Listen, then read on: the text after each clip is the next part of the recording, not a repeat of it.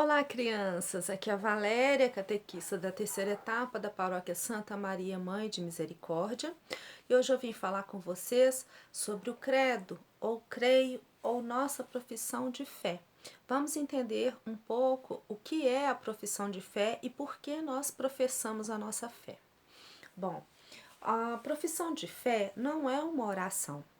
Oração é quando a gente conversa com Deus, ou com Maria, ou com um santo.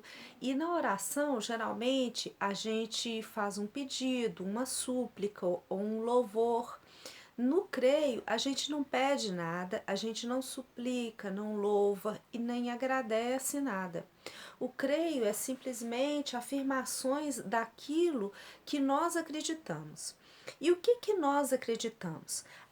As verdades que nós acreditamos, elas vêm de textos da Sagrada Escritura. Por que a necessidade de se fazer a profissão de fé ou creio?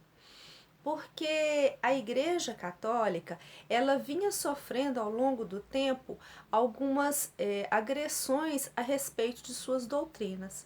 Então, ela decidiu em 325 em Nicéia, ela fez o primeiro concílio. O que é o concílio?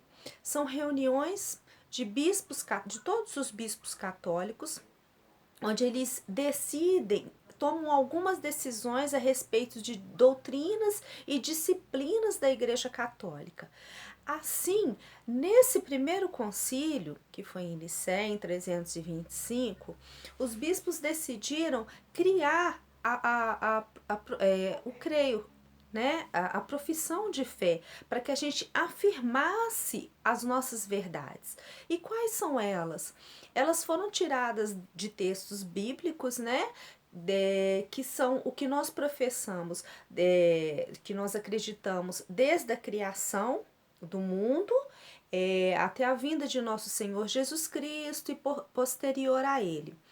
A importância disso, o apóstolo Paulo deixou com uma frase muito bonita. Ele dizia que é crendo no coração que se alcança a justiça e é confessando com a boca que se consegue a salvação. Ou seja, nós com a boca nós soltamos aquilo que o nosso coração está cheio. Na verdade, o creio, ele contém 5 verdades.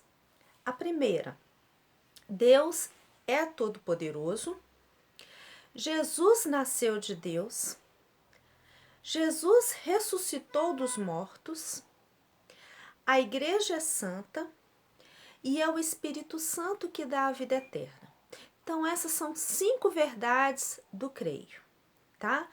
Mas o creio, ele contém 12 artigos, ou seja, são 12 afirmações. E eu vou falar de algumas dessas afirmações para a gente entender melhor a respeito da nossa profissão de fé.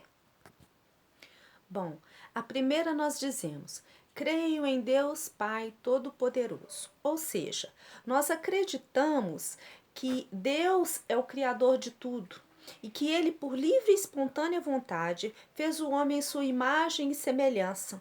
E ele deu ao homem inteligência para que o homem soubesse conviver com as leis da natureza e dos seres humanos. Então, assim, o homem é feito à imagem e semelhança de Deus. Porém, o homem possui uma característica que Deus não tem, que é o pecado, que foi introduzido com Adão e Eva. Deus não possui o pecado, ele é puro amor, ele é amor em abundância. Creio em Jesus Cristo, seu único Filho, nosso Senhor. Nesse momento nós professamos que Jesus, ele veio em corpo e alma, ele foi criança, ele trabalhou, né, com mãos humanas, ele abraçou crianças, ele chorou, ele sofreu com a morte de Lázaro, ele sentiu medo, né, antes da sua morte, porém, ele venceu esse medo para obedecer à vontade de Deus Pai. Tá? Ele superou esse medo para que fosse cumprida a vontade do Pai. e foi concebido pelo poder do Espírito Santo, nasceu da Virgem Maria. Nessa frase, a gente lembra que Jesus disse sim ao anjo Gabriel. Então, ela respondeu, sim, eu quero o que Deus quer. Nesse momento, ela fez a revelação do mistério da encarnação. É muito lindo, né? Foi com o sim de Maria que se deu início a essa vinda de Jesus. E esse sim, ele foi reafirmado num concílio em 431. Ou seja, a gente afirma que nós acreditamos que Jesus Cristo veio de Maria, né? Virgem pura e imaculada, e mais tarde a gente fez essa reafirmação no creio, quando foi introduzido em 431, essa frase foi introduzida no creio. Tá? Então, nós acreditamos que Maria é a mãe de Jesus e Jesus é filho de Deus.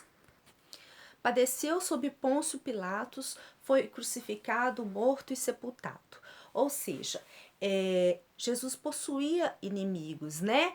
Eles procuravam matá-lo porque Jesus ele abraçava as multidões o entendiam, o amavam, e os poderosos da época, eles tinham medo de perder, né, os seus poderes políticos e religiosos. Então, eles procuraram matar Jesus. E por que se introduziu o nome de Pôncio Pilatos na profissão de fé? Para que a gente não esqueça e que esse fato aconteceu, que Jesus veio, morreu, foi crucificado e foi ressuscitado, tá? Ele padeceu sob Pôncio Pilatos, ou seja, Pilatos foi até uma pessoa que participou dessa morte, né? Que vivenciou essa morte, que viveu isso. Ressuscitou o terceiro dia. O que isso significa? Que Jesus veio, ressuscitou e depois ele apareceu várias vezes aos discípulos. Isso tudo é muito lindo. Por quê?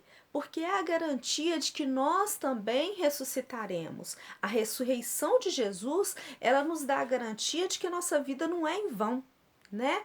Que nós temos uma ressurreição pela frente. E isso é muito lindo, é uma prova muito grande de amor.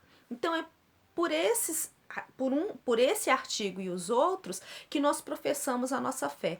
Ou seja, nós esclarecemos aos demais aquilo que nós acreditamos e nós afirmamos isso que nós acreditamos. Tá ok? Eu espero que vocês tenham gostado dessa explicação e que vocês reflitam sobre e que estejam de volta na semana que vem. Um beijo grande e até lá!